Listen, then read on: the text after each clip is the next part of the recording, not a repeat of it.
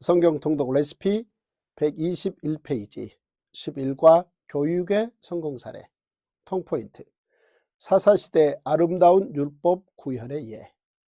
룻기에는 공동체 안에 닥친 어려움을 제사장 나라 율법에 의거하여 해결해가는 과정이 베들레헴 땅에서 아름다운 이야기로 펼쳐집니다. 제사장 나라에서는 모든 백성이 제사자가 되는 것이 가장 중요합니다.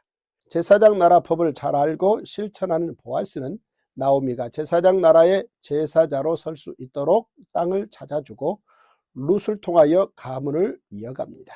한마디로 룻기는 제사장 나라 이야기입니다.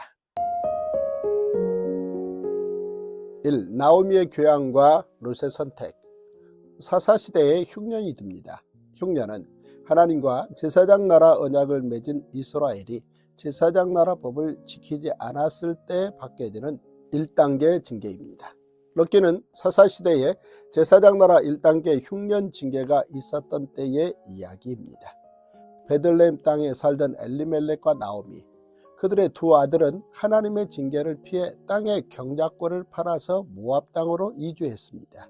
모압 땅에서 엘리멜렉과 나오미의 두 아들은 이방인인 모압 여인들과 결혼도 했습니다. 그들이 흉년을 잠시 피해 도망할 수는 있었지만 그들의 행복은 그리 오래가지 못했습니다. 모압 땅에서 남편을 잃고 두 아들마저 잃은 나오미는 깊은 생각 끝에 결국 자신이 돌아갈 곳은 고향 땅 베들레헴뿐임을 깨닫습니다. 나오미는 며느리들에게 제사장 나라의 계대 결혼법으로도 희망이 없기에 이제는 모압 생활을 정리하고 고향으로 돌아가겠다고 결심을 밝힙니다. 그러면서 며느리들에게 친정으로 돌아가 새 삶을 시작하라고 이야기합니다. 함께 한참을 울던 오르바는 친정으로 돌아갑니다. 그런데 룻은 시어머니 나오미를 따르겠다고 말합니다. 연로한 시어머니를 따라가면 좋은 일이 생긴다는 보장이 있는 것도 아닌데 오히려 자신이 시어머니를 책임져야 할 어려운 상황이 올 것이 예상되는데도 룻은 어머니를 따르겠노라고 강하게 주장합니다. 룻의 말을 통해 볼 때 룻은 시어머니를 혼자 두고 떠날 수 없었던 효성 깊은 여인이었던 동시에 그동안 가족이 되어 함께 지내는 사이에 시어머니가 섬기는 하나님에 대해 알고 믿게 된 믿음의 여인이었을 것입니다. 이렇게 해서 결국 룻은 나오미의 귀향길에 동행하게 됩니다. 2. 룻과 보아스의 만남. 그토록 그리웠던 고향에 돌아오긴 했지만 당장 먹을 양식이 없었습니다. 나오미가 왜 이런 상황에 처했는지를 살펴보면 이렇습니다. 나오미와 엘리멜렉이 10여 년 전 베들레헴에 흉년이 들었을 때 조상 대대로 물려받은 땅의 경작권을 팔고 그 돈을 챙겨 모압으로 이사 갔던 것입니다. 이스라엘 백성은 여호수아 시대에 각 지파별로 땅을 분배받은 이후 그 땅에서 조상 대대로 살고 있었는데 땅은 희년을 기준으로 하여 경작권, 즉 농사 지을 수 있는 권리는 사고 팔 수 있었습니다. 그러나 땅의 소유권 자체는 사고 팔 수 없습니다. 왜냐하면 모든 땅의 주인은 하나님이시고 땅은 이스라엘 각 지파에게 공평하게 영속적인 선물로 주신 것이기 때문입니다. 하나님께서는 사람들이 땅의 소유권을 사고 팔아 한 지파의 땅이 다른 지파의 땅으로 옮겨지는 것을 금지하셨고 이로써 공동체 내에서 일어나는 빈부격차가 고정되는 것 또한 방지하셨습니다. 그러므로 경작권만 사고 팔 수 있었고 이 또한 희년이 되면 원래 주인에게로 돌아가는 것이 원칙입니다. 이것이 제사장 나라의 희년법입니다. 그래서 나오미는 희년까지 남은 연수를 값으로 계산하여 자기 땅의 경작권을 팔아 모압으로 갔던 것입니다. 그러나 아직 희년이 돌아오기까지는 오랜 시간이 남아있는 터라 자신에게는 경작할 땅이 없는 처지였습니다. 농사를 지으려면 팔았던 경작권을 다시 사와야 하는데 그런 형편도 되지 않았습니다. 이런 상황에서 며느리 룻이 자신과 시어머니의 먹을거리를 구하기 위해 다른 사람들의 밭으로 나섭니다. 부끄러움을 무릅쓰고 남의 밭에 떨어진 이삭을 주우러 간 것입니다. 룻이 그렇게 발걸음을 옮겨 다다른 곳은 바로 보아스의 밭이었습니다. 이때 보아스가 등장합니다. 보아스는 자기 밭의 추수꾼들에게 여호와께서 너희와 함께 하시기를 원하노라 라고 인사합니다. 밭주인의 축복 인사를 들은 추수꾼들 또한 여호와께서 당신에게 복 주시기를 원한다이다 라고 대답합니다. 하나님의 이름으로 서로를 축복하는 이렇게 아름다운 노사 관계를 본 적이 있습니까? 게다가 그 당시가 사사시대임을 생각하면 이 모습은 참 놀라운 장면이 아닐 수 없습니다. 그뿐만 아니라 보아스는 이방 여인인 룻을 배려해 줍니다. 그는 자기 밭의 종들에게 룻을 건드리지 말라고 한 뒤 룻에게는 다른 밭으로 가지 말라고 말합니다. 이는 사사시대가 어떠한지를 간접적으로 보여주는 장면입니다. 보아스는 룻에게 홀로 된 시어머니를 모시는 착한 여인이라는 소문을 들어 알고 있다고 하면서 따뜻한 격려의 말을 건넵니다. 그러자 룻은 보아스의 말을 듣고 마음을 기쁘게 하는 말씀이라고 기뻐하며 제사장 나라 법으로 행복할 수 있었습니다. 보아스는 룻에게 떡을 건네고 볶은 곡식도 줍니다. 또한 그는 추수하는 소년들에게 곡식을 일부러 뽑아 버려두라고 말합니다.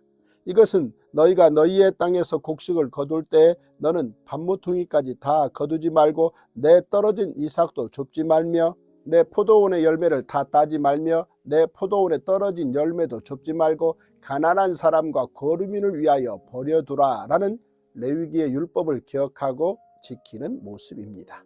아하, 하나님의 말씀은 이렇게 실천하는 거구나 라는 감탄이 나옵니다.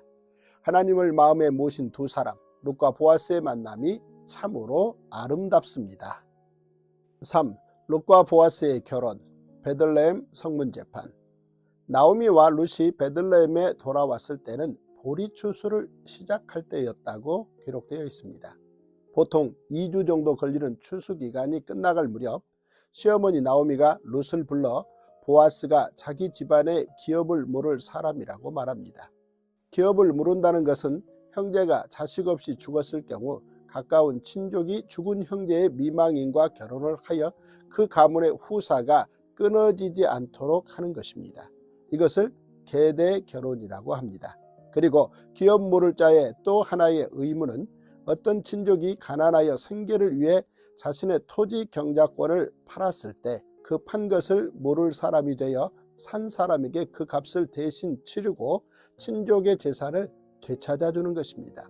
나오미는 보아스가 이 의무를 이행해 줄 적합자라고 보았던 것입니다. 룻은 시어머니의 말대로 목욕하고 기름을 바르고 의복을 입은 후 보아스의 밭으로 갑니다. 보아스가 밤에 곡식단 더미 끝에 눕는데 뭔가 발에 닿습니다. 깜짝 놀라 일어난 보아스에게 룻이 나는 당신의 여종 룻이오니 당신의 옷자락을 펴 당신의 여종을 덮으소서. 이는 당신이 기업을 물을 자가 됨이니이다 라고 말합니다.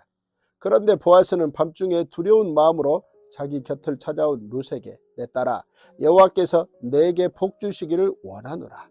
내가 현숙한 여자인 줄 나의 성읍 백성이 다 아느니라 라고 말하며 위로해 줍니다.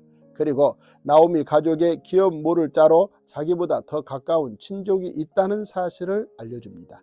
그래서 하나님의 율법을 제대로 지키기 위해 보아스와 룻은 그날 밤 아무 일 없이 지내고 룻은 보아스가 준 곡식을 가지고 새벽에 아무도 보는 사람이 없을 때 몰래 돌아갑니다.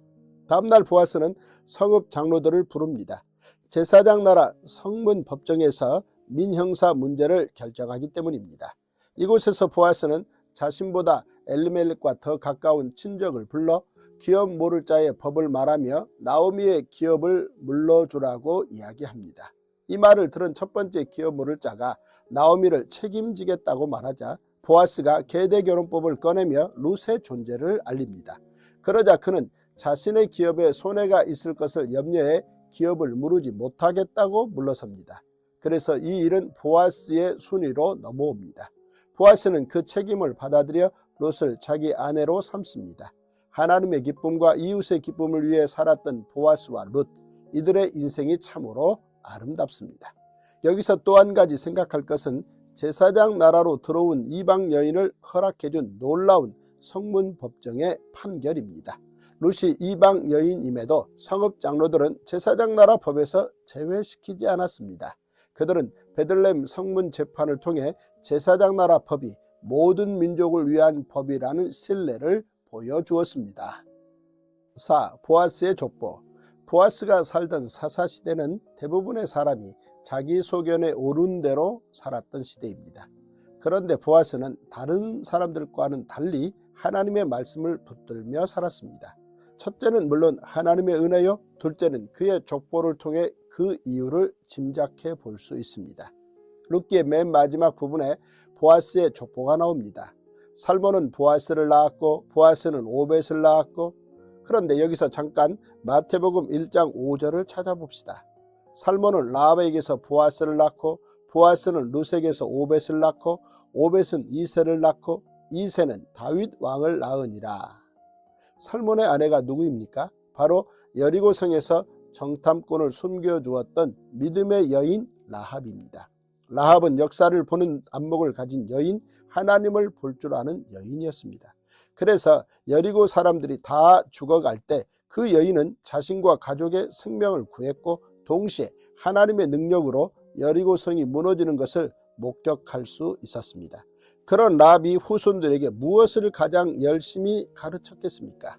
무엇보다 자기 일생 최대의 경험, 즉 여리고성이 순식간에 무너지는 틈바구니에서 생명을 건질 수 있었던 이유를 들려주며 살아계신 하나님을 가르치지 않았겠습니까?